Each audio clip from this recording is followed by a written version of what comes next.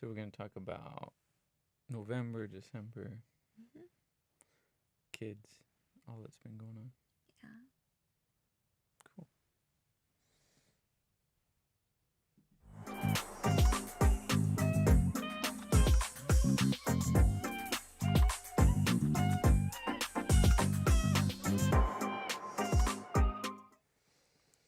Well, hey guys. It's been a while since we gave an update, so we wanted to go ahead and do another one here. Um, there's been a lot going on. I think so. It's been since October that we haven't Yeah. really 2 months updated. So on video. on video, we gave a email update last month, Yeah. which I like to do. That way, you guys can write down the prayer requests and stuff, and we'll do that again here in a couple days, right? Or tomorrow. Or yeah. Send that out. So yeah, things are hopping along around here. There's just a lot going on. I've been a lot more heavily involved in the coffee shop and all of that to keep it in order as it ought to be. So, you have anything specific you wanted to start off with? Back from even from October? Um. Something I don't know if there's things I don't know about or No, we're just gonna talk about Thanksgiving because that was such a surprise for us. yeah, yeah. It was a big difference from last year. That's for sure. Last year we had just the local church family, and no one's really ever celebrated Thanksgiving here without any Americans. So last year we did all the cooking. We had a Uh, few people pitch in, but it was yeah, it kind of was small dishes and stuff. yeah. We did the heavy part of the cooking. Let's say that. And there was like 25 people from the church, and so, but this year we let the church know, and we uh, got people prepared, sent out recipes so they could follow it, know what they're doing, because this is all food, American food that they've never cooked before. So they had to go to Walmart and get stuff that they don't normally buy. And it turned out really good. Yeah. Even all the food turned out really good. I was actually surprised at the macaroni and cheese coming out well. That's it's a And pleasant surprise. yeah. Um, so yeah, it was just we started like I'd say right at the beginning of November, announcing it. Right, Mhm. we wanted to make sure that they got the idea And then clearly. our girls really wanted to invite their classmates. Right, right. And so they actually made their own invitation Mm-hmm. and printed it and took it to school. And then, It had a way bigger impact than we had anticipated. yeah, yeah, It's I a ended really up good idea. sending it to the classes, and inviting the friends, the passerbyers that I would talk to on a daily basis when I would go pick them up. Mm-hmm. And yeah, we had a much bigger turnout. It was Even than what we calculated. yeah, I mean, we calculated like a max of 65 people, I think, and we bought 70 plates and ran out of those. So, yeah. uh, Bought 30. Had to go and I bought 30 more, and uh, we were counting 80 or over 80. I don't know, yeah, but at least 80 had come, and I was actually trying not to apologize when I came in. I was so shocked because Ryan and I were playing team tag and waiting for him because he was at the coffee shop because the Mexican tradition is to start late, and he was assuring the people who had cooked that we would start right at 6, and I was telling everybody that was invited that no, we're starting at 6. So we had a lot of people show up at 6, and they weren't the ones bringing the food. And so when I came, I was very kind of impressed. yeah, and thanking them for coming, and feeling bad that we're still loading the food in the other room. um but it was very pleasant because I don't know, just Well, they got to all hang out with the and church members, there was and a sense of freedom. yeah, um it was good. Guasave has quite a variety, I would say, of people as far as economic Mhm. uh, Yeah. status is concerned. Yeah. And you didn't get that sense, of a difference in there, Right. as far as the way they treated one another. And that I was, think that was the Holy Spirit too, because yeah, I definitely see like in some of them there's a tendency to do so, but if they don't know, then there's no reason to judge one another, you know. yeah, And the church members did a great job pitching in. All the cooking, I was really impressed. They cooked the right amount of food, which was is yeah, we it can were be a worried. tendency to kind of skimp out because of financial difficulty or whatever. But no, they cooked the full They tray, were very generous in their and portions. so we had even with so many extra people, we still had way too much food, Abundance. Yeah, you an know. abundance of food. So it really came out well.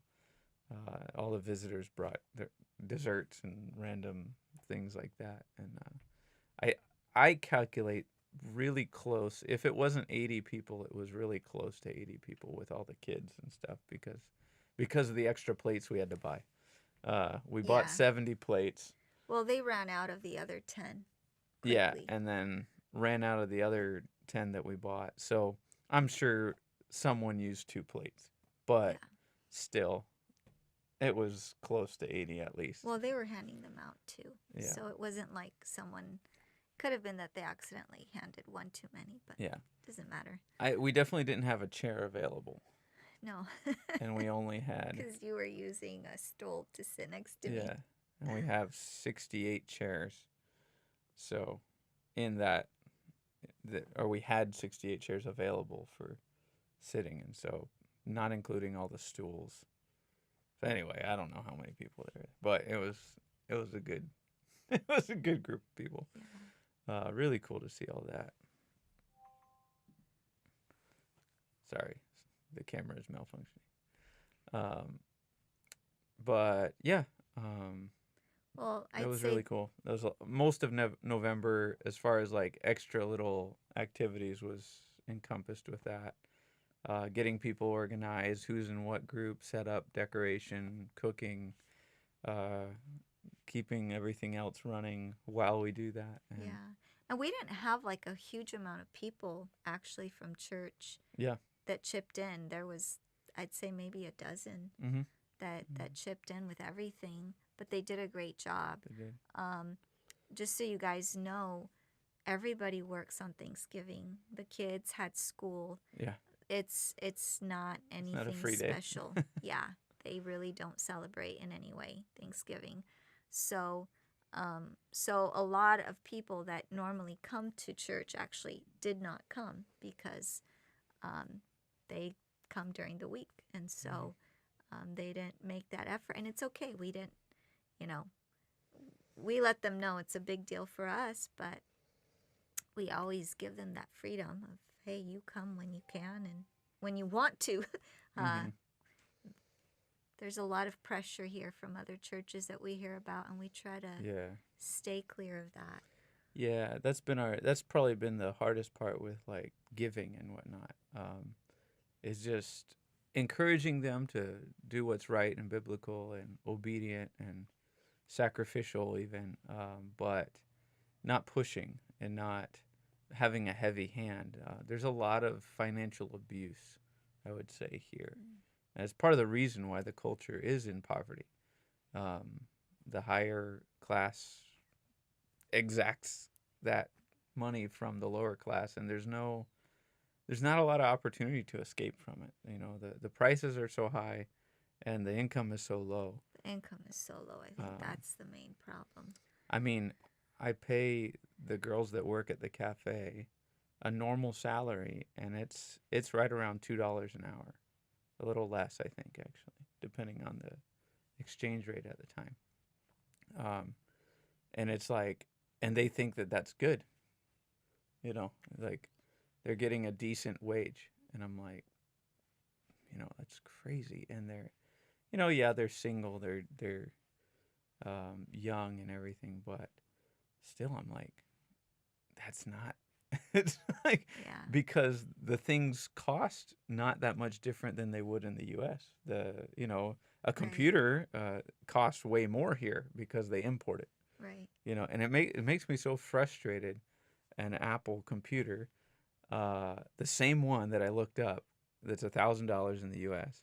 Here, which would be at the time would have been 20,000 pesos. Here in Mexico, costs 33,000 pesos. I mean, that's a huge jump in this for the same product for the economy that can't handle it. Right. And I always express, I'm like, even even Chinese products are like that. Um, the same products we buy for $1 at the Dollar Tree, they sell for $4 or $5 here. And I'll go, same. That's this kind of thing. But what's crazy is that it's in the churches too. The pastors will push and push and push until they drop something in that bucket. And so they've been really relieved that we don't do that. But we have had to communicate the need that, hey, Yeah. the church has, we're a family. We're supposed to take care of those things together, and biblically tithe. Um, And what I hear is that they're actually yeah, listening. And what I'm watching is that they're actually putting money in. yeah, And it's sweet. It's actually, for me, it makes me feel so much less of a foreigner, yeah, so much less of this missionary from a different country. yeah. You guys pay for everything. Yeah. You have the money. You're okay. Yeah. That's going away. I don't know if it was ever there, but it's definitely less obvious, or that idea is not being portrayed in that. Because we did a lot of the paying for rents and all that, all of it. Um, and we just said we can't do it anymore. We don't have enough Right. income from the donations and stuff, and so um, they they realize it, and of course that's why the cafe is there, and that's starting to help out a little bit. The donuts that Daniel's doing, and sandwiches that Suke makes now.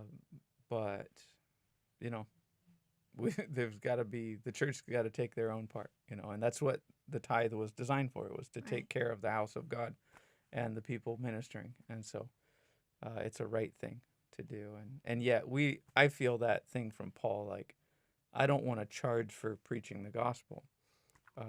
I think that's a great thing to be able to just share the gospel and not receive anything from the people you're preaching to. But at the same time, they need to learn biblical awareness and what's right and how to put it into practice, because no one's ever challenged them to do Yeah. that biblically. So, in fact, it was cool when I taught on it. Hector's brother, who the reason he doesn't go to church anymore is because of pastors preaching on tithing so much. They give two sermons. They give us a tithing sermon, and then they give the regular sermon at most churches. Um, and when I taught on it, his brother Hector and his dad both told me it was crazy. He specifically went and tithed that day because he liked how you shared about it. It was just a biblical, practical thing, not pushing and all that. And I was like, wow, that's cool. So the last person anyone would have ever expected to tithe went ahead and did it. I was like, that's cool. So just a good testimony there. And yeah, we're Yeah. looking forward to December, all the things coming up. Yeah. We definitely want to do an outreach to the police. Yeah, And I again. think do it simple, coffee and some sweets, whether it's brownies or Yeah. something of the sort, Mhm. with a message of encouragement, a time of prayer for them. Yeah. And just leave it at that. One of our supporters, a dear family friend, offered the aspect of inviting them, and I was so close. I was carrying invitations in my purse just for the police, but they're always driving by, and I didn't want to run in the street and stop the traffic. That would be bad. So, and I wanted to offer them the leftovers too. It just didn't work out that way. But we definitely want to continue to Yeah. connect with the police. Yeah. It's a tough angle here, between cartel members and Yeah, police, and the it's cartel just is so involved in the city. everything, everything. So it's just it's a great way to be able to kind of gently walk that Samaritan's line, the Good Samaritan, being of a different culture and being able to help out on both sides of that line, Yeah. being a neighbor to both.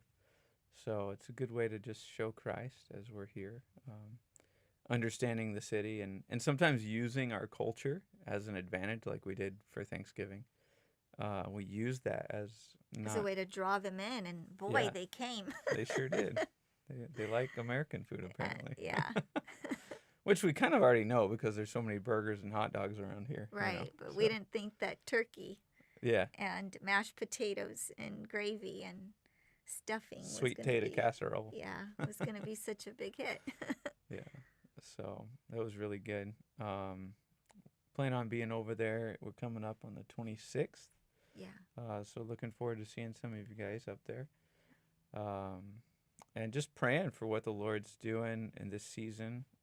I'm praying personally just for the success of the coffee shop. I'm really involved in it right now. In a sense, a lot more than I wanted to be. But I see it as a really good thing, as just using that time of discipleship in practical ways and just putting my hands to the plow and being involved in those things. And it really has become a great tool for evangelism.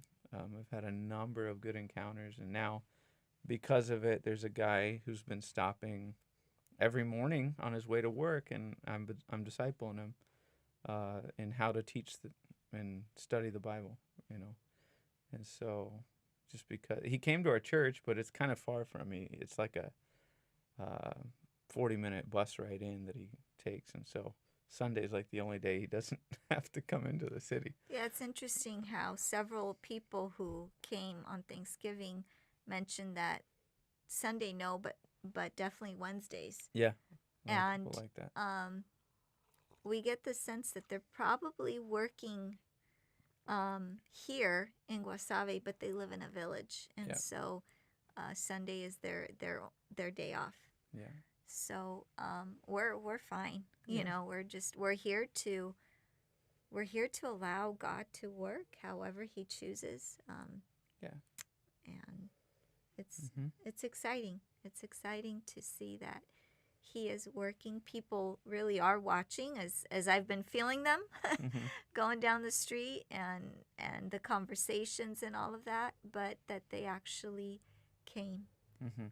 That was really sweet, and I get the sense that it's not going to be immediate, that we're going to see a big change at church, but I'm thankful because Thursday was challenging too because of the lack of help. Mhm.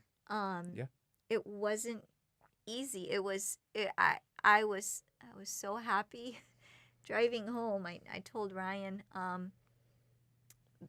some of the streets, a lot of the streets in the center are one-way streets, and so the street that the church is on is the same street that we live on, but it's one way.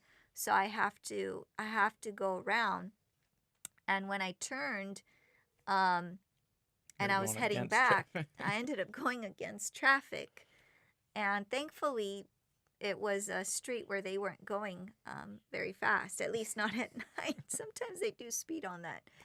But I was able to pull between parked cars, and they were like blinking their lights at me to get me to like stop.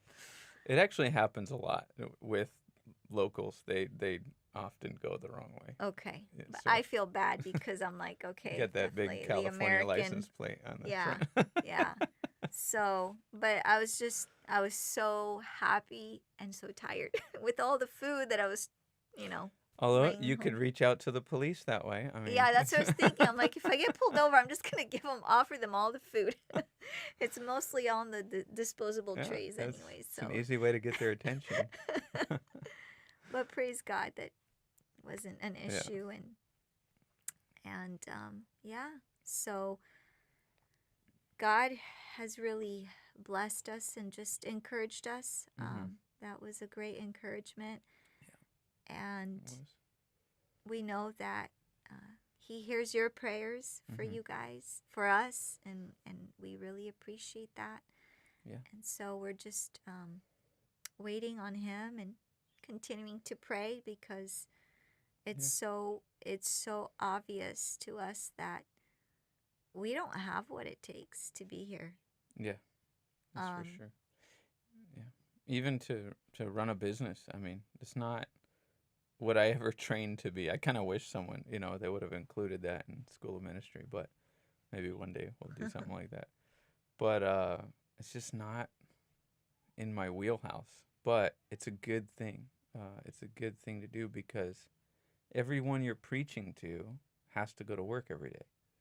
Everyone's got a busy schedule, and you're asking them to read the Bible and go to a prayer meeting and do all the extra. And when they see you lazy at home because you don't have anything to do, it's like, wow, easy for you to say. I think it's such a good example, um, to just be involved. Even, I mean, the crazy thing is I work all week and I don't get paid. I pay them so I can work, uh, and it's a really good thing. And just, I like where all of it's going. My prayer personally is, I'm obviously very invested in the coffee shop and all that, and I want to see it grow. And so I'm praying about how the Lord would help an investment into the coffee shop. I want to see a good investment and do it right. We're at that level where it's going, it's got clients, great clients, things are going well, but it could use that push forward. that Make it boost. make it beautiful. Make it a place where people want to take photos, where people want to just sit and relax because it's got the chairs and whatever, and the outside space. There's I don't know if you know, but the tribunal just left that little storage area, Mm, and so if the Lord provided, we could rent the whole rest of the building mm, and have a really nice space open for kids, for the mm. coffee shop, for office, and everything that we could ever need for a while. But all that takes an investment. So we're investing at least a little at a time. That's the version of investment I decided to go for because we didn't have that uh, buen billete, as they say here, those big bills. Mm. Um, but stay faithful, and we'll just see what the Lord does. Um, we know that God works, and He works through His people, and so we're glad to be a part of that, and see what happens next. Yeah, And see how people grow. his grace is sufficient, and in him we have Yeah. what we need. He comes through for us, even though we don't have what it takes. Mhm. And he does that a lot. I mean, he purposely took Jacob down to Egypt. Mhm. And he purposely, I was just reading today, left Saul in a circumstance where all the soldiers were fleeing, Mhm. except he tried to take things in his hands by making the sacrifice and trying to get going, and that was such a huge no-no. Mm. And Yeah.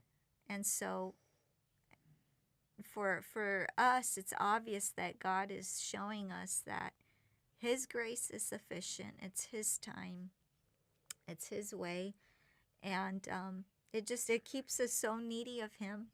Yeah. And it's a good place to be, and it's okay. It's his allotment. His allotment for us is good, and his allotment for you is Mhm. good. Mhm. You know, for us, it included a year with Virtue with seizures, and we didn't know, but we're grateful. He decided that time was up and switched things up, and we're grateful for that. Um, Mhm. and he knows, our finances, and he knows the desires that we have here, and we're just waiting on him. We really want to be faithful. I think Mhm. that's the Yeah. big thing right now is God faithful with I, cleaning up and I think more than that, I think we're at that point. We've both mentioned it. Like we really want to see the fruit. We want to see that production come out. And sometimes we have to wait, but and that faithfulness, and we just really want to encourage that next step. That we got to see. things happen, you know. If not, there's, you know, like in any gardening, there's got to be some pruning Yeah. going on, because it's like how many times, you know, it's like the one that brought the axe out and, you know, told the fig tree like, look, if you don't start growing, then you're coming down next year, you know. And so, um, that's the thing is, yeah, we just really want to see that what we have invested actually Is bears fruit, producing you fruit. know, and that if the Lord ever has us to be anywhere else, that it's safe and secure because we stayed faithful, you know. I love that song that they used to sing at the Baptist church, you know. May all who come behind us find us faithful. Um, may the fire of our devotion light their way, you know. It's a speaks a lot of Hebrews 11 and the great cloud of witnesses, and that we can be an example, if anything, and let God work among us and among you as well. So be encouraged. There's so much to be done, and guys, I want to encourage you personally. If we can do something here, if we can be any kind of a blessing here in Mexico, I guarantee you can be more times than us.